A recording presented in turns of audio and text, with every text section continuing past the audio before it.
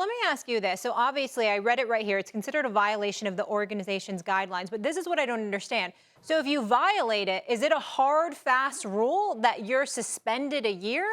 Or how did they come to this year-long suspension? You know, I think a big part of this, Molly, is the fact that, Ime Udoka is in a leadership position in this organization. And listen, only the Celtics could, whether it's Brad Stevens, their legal group, ownership, only they can say what the impact would be in a similar situation if he was an assistant coach, if he worked in the video room, if he worked in the ticket office. But he is the head coach of the team.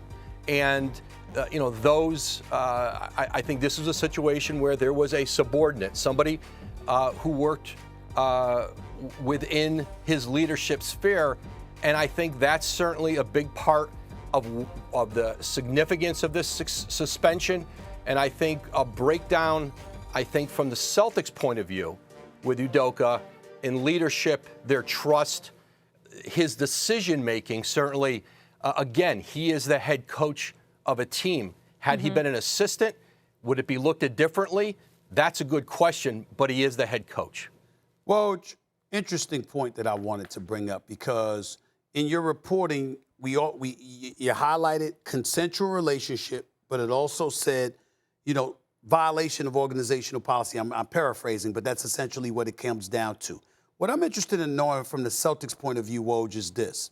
Does the organization define this policy violation as sexual harassment? Is that where they're going with something like this? I don't know. I'm just talking about in terms of them. Even though it's consensual, they view it as a violation of their policy. Where does that come from? Is it sexual harassment that they're trying to imply here? I don't know. Well, Stephen A., I think there's a power dynamic here. And a subordinate. Again, as the leader, as somebody who, in a workplace where he is the boss, where he is in charge, there is a different dynamic than if somebody was a peer, if somebody was, more of a colleague than, somebody who, again, is the leader, certainly on the basketball side, along with Brad Stevens, in a position of significant power and influence. And so there are, I think, different pressures that go along with that. And I think for the Celtics, I think that was a big part of this, was, again, that there's a different dynamic when it's the person in charge. And as a head coach, that is part of the responsibility and the burden for Ime Udoka. And I think that speaks to the kind of suspension and punishment that was meted out here. With your reporting, did you receive any indication whatsoever? We heard the statement from Ime Udoka that was read by Malika Andrews. We get that.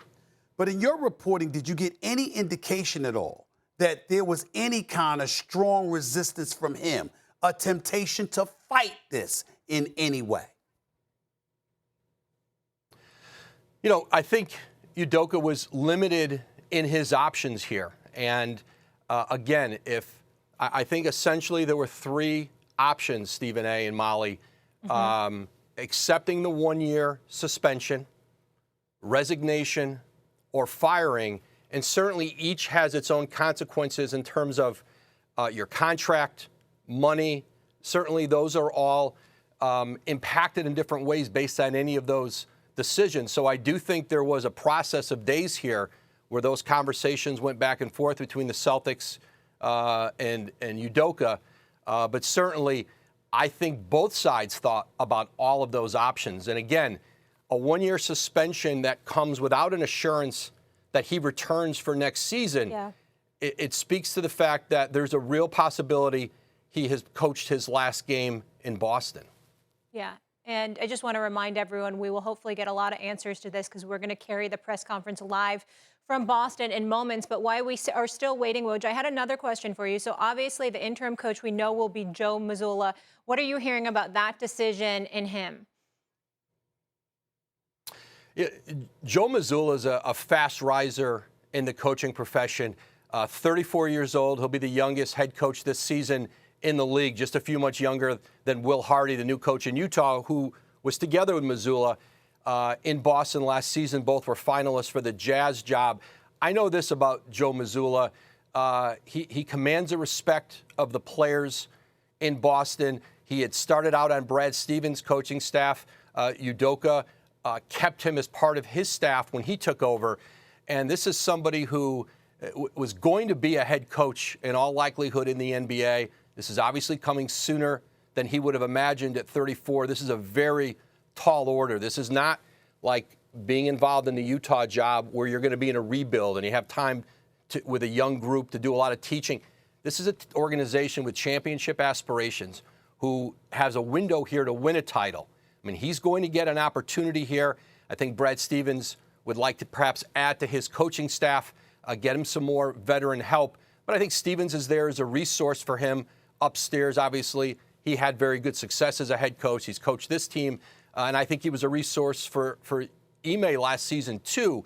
But they believe in Joe Mazzulla, and he's going to have an opportunity here with a very talented team to coach these Celtics. And I think I know there's some speculation about Brad Stevens. Would he come back downstairs and coach? And my sense is that Stevens wants to just support Mazzulla, and that there's belief in that organization that he can rise here. But this is, again, a tall order for a first-time head coach in the NBA.